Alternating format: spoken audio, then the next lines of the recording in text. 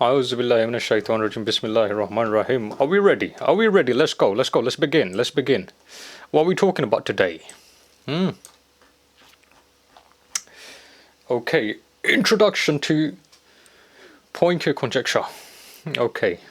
Let me take you into a problem that shook the world of mathematics, but also quietly whispers to those who listen with the soul. The Poincare conjecture. At surface level, it's about shapes, about space, about whether something that looks like a 3D sphere really is. But underneath it, it's the same question we all carry. If I remove the holes in myself, will I find unity? It's not just a math question, it's a mirror. A mirror that says if you smooth yourself out, if you drop every illusion, every hole, every distortion, are you not already what you're seeking to become? That's why this isn't just about topology. This is about Tawheed, about the soul's journey back to being whole.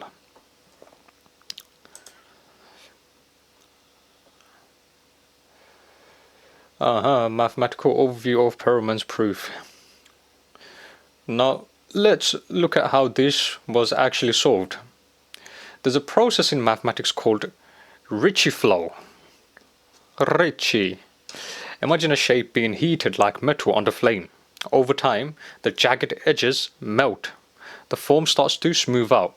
That's what Ricci flow does to geometric spaces. But sometimes that flow hits a singularity, a chaotic point, like a knot that can't untie itself. Perelman introduced a way to cut these knots. He called it a surgery. He would remove the chaos and let the flow continue.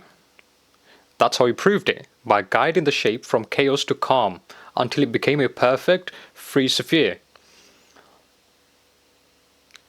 And now pause there. Don't just see geometry, see yourself. What we're going to talk about right now is very important, so pay attention. Pay attention. Let's begin. Let's begin. Ricci flow as spiritual tarbiyah. Tarbiyah is discipline. Now, in this day and age, the lack of shaykhul tarbiyah, there's not many sheikhs that's out there that can discipline you. Right? They just come in here talking yappa, talking this hadith, that hadith, this verse, that verse. They're not giving you a curriculum. They're not disciplining you. So then it's empty, it doesn't mean anything. You're like a hollow bean, repeating a lot of nonsense with no proper grounded understanding of anything. Now, here's where it gets spiritual. Ricci flow, that's tarbiyah. That's the sheikh guiding the murid. Your soul is the shape. Your ego, that's the jagged geometry. And the heat, that's the presence of the guide. Right? The subtle fire of sohbah, of companionship, of being seen. The Ricci flow melts your resistance. You don't even realize it at first. Just like the shape doesn't realize it's changing. But over time, your emotions balance. Your reactions soften. You're no longer spiking in every direction. Right? This is what they call trimming or pruning. This is how a seeker evolves, not in a leap, but into a smoothing. In a smoothing, what do you call it? The example that they give is going from solid. So when you come into the tariqah, you're like a wet log, right? So as the fire begins to take away the moisture, you start to heat up, and the heat then begins to make you catch on fire. So then you go from solid, from being dense to becoming something liquid, and then you're catching on fire. Right? The journey of the murid. Murid. You start like a rough shape, unbalanced, full of pride, stories, wounds. You think you know yourself, but your form is crooked, so they try to straighten you out. But again, they don't do it overnight, because it's going to break you basically. Then you meet a guide and the flow begins. There are stages to this. You begin with initiation, a spark of longing, right? Because when you see them, you see something that you see within yourself, but it's deeply buried within yourself, right? So you see your higher self in them. Like they are the manifestation of your consciousness. Late at night when you're laying in bed and your consciousness begins to articulate itself and you hear it with absolute clarity. they are basically it. They are the manifestation of that. So when you see them, it's as if you're meeting the manifestation of your consciousness.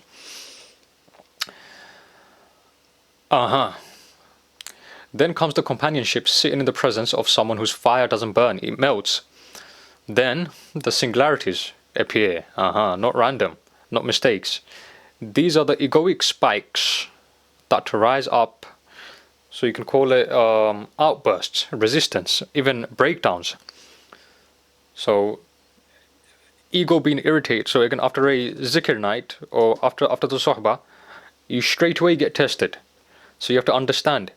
It's like going to the bank and pulling some money out of the ATM. You have to be aware of the people that are observing you, because if you're pulling out too much money out of the ATM, they're going to come after you. So in the way of spirituality, you can use that understanding then to understand that when the divine mercy is dressing you, and all these knowledges and all these understandings and all these barakas dressing you, shaitan's going to come after you, like the IRS or like the HMRC. You're making too much money. They're going to come knock on your door. They want their share. Because again, understand this, all these years they've been taxing you. Right? Out of nowhere you start making a lot of money, they're not going to just like let you make it all by yourself. They want their share as well. So that's exactly how the shaitans work in the unseen realm. They want their share. They're going to come to tax you. But then comes the surgery. Painful moments, honest reflections, letting go of parts of yourself you thought were you. And when that happens, you get symmetry, balance, light. So again, when the pruning begins to take place, right, now you're cutting off things that's not needed. And you think to yourself, oh man, I'm just being tested, I'm losing everything. Is this really worth it? So how it works is basically like a young girl falling in love, right?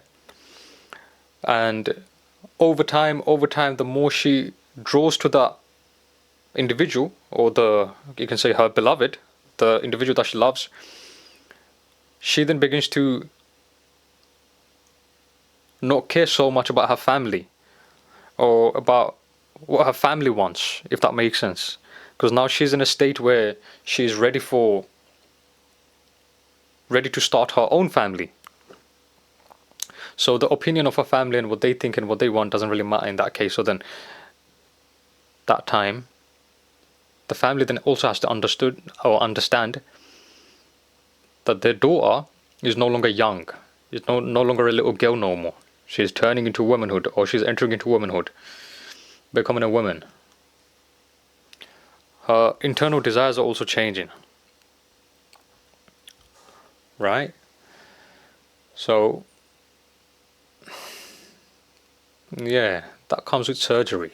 When the spiritual surgery begins to take place within yourself, you'll then understand a lot of the things that begins to walk away from your life. You then think to yourself, you know what? Is this path really worth it? Am I really gonna walk this path, or do I just like go back in reverse? There is no reverse. If you're gonna do something, do it 100%. Go all the way in.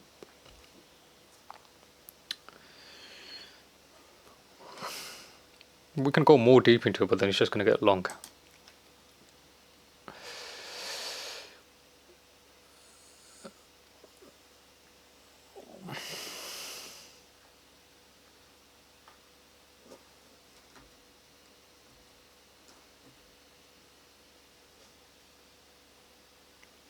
Spiritual interpretation of Ritchie flow. Here's how that spiritual Ritchie flow looks in your life. Rough curvature. You start jagged, full of pride, comparison, illusions. The self-image is distorted, and you don't even know it. Initiation of flow. The companionship of a guide begins to soften you. Their gaze becomes like heat, subtle, constant, transformative. Encountering singularities. Now comes the chaos. Because then your ego will begin to manifest. So it's the 1 and 0, the binary. I believe we made a video on it as well. The 1 and 0. So again, you don't want to negate yourself 24/7. You don't want to become 0 all the time. So then you see your ego just like popping up and saying egotistic things, doing egotistic things, or even going against the sheikh, or even going against the tariqah, saying things against the tariqah, saying things against the sheikh, saying things against the sahaba. I didn't like the way the sheikh was talking to me. I didn't like the way you can hear yourself. You can literally see the animal characteristic within you talking. So then that itself then allows you to become more aware of yourself and what's really within you. So it's also good. It's part of the testing and the path. The moments you think you're breaking, but you're not, you're being shown what you need to leave behind. So these are the characteristics you need to leave behind. The more you starve it, the more you take away their fuel source. And over time, you begin to have authority over it. I believe Sheikh Nazim said, if you can work on your bad characteristics for 40 days, Allah subhanahu wa ta'ala will give you authority over it. This is why the khalwa, the seclusion that they do, is for 40 days. So spiritual surgery, the guide helps you cut old habits. Addictions, emotional loops, not all of you get to come to the next level. Only the parts aligned with light. So everything that's within you doesn't get to come to the next level, right? So every time you want to move on to the next level, you have to do a lot more pruning. Does that make sense? Because you can't take everyone to the top of the mountain. And when we say everyone, we're not talking about people physically. We're talking about all these versions that you have within yourself, all your bad characteristics or your desires within yourself, because these are the things that's weighing you down. A lot of the times you see, even aeroplanes, they have to dump a lot of fuel. The very fuel that's allowing them to fly, they have to dump it because, again, it's weighing them down. Right? So the very thing that's giving you power, you think is giving you power, a lot of the time you have to negate it and get rid of it so they can elevate and ascend. And again, this is not always gentle, but it's very real. It's always real. Steps of spiritual transformation. Let's break it down. Let's begin. Even more practically then. You start by seeing yourself clearly. You realize I've got egoic patterns. I've got blind spots. You start regular practices, zikr, prayer, fasting, service.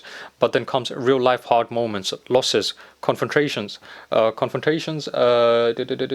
don't run from them. You face them.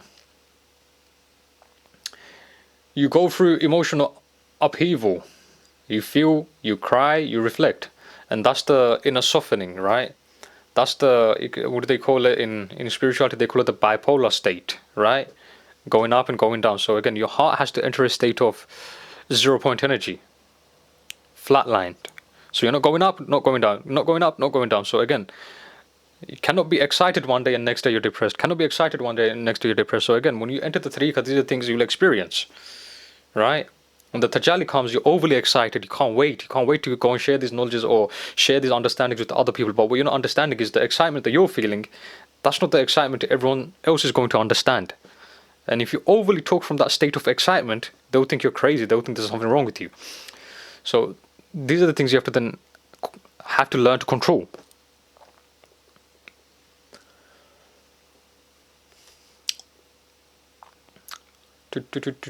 So again, and eventually you start letting go, not out of force, but because the light makes your old habits feel heavy. So the old habits that you used to engage in, it just feels like heavy. Like if you engage in it, it's going to make you too heavy, and you feel like it make you sleepy. The silliness that you used to engage in, like if you try engaging in it again, it can feel yourself literally getting tired, like dozing off, and it's like, oh no, I can't be doing this. Because when you're light, you're very bouncy, right? You're very positive, if that makes sense.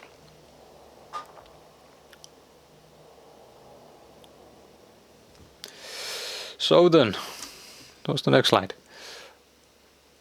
Perelman's legacy and philosophy. Now, think about Perelman, the man who solved it. He solved one of the greatest puzzles ever created, then walked away. No awards, no spotlight, no speeches. He just disappeared. And that's a message. It's the mark of someone who didn't want to be famous. He just wanted to know, to see, to reach a kind of truth that no medal could reflect. He lived like a wali. Silent, unseen, but weighty. He had weight to what he was doing. He solved it and he walked away. He didn't take the prize, the $1 million that they offered to him. He didn't accept it and just disappeared. That's the highest state, to do something sacred and not to be seen for it. And that's the reality of being a rijal in the way of Allah. To do things for the sake of Allah and not to care for what people think, or if people are going to compliment you, or if people are going to say good things about you. Thank you. Thank you for listening. May Allah bless you and may Allah forgive me. Ameen.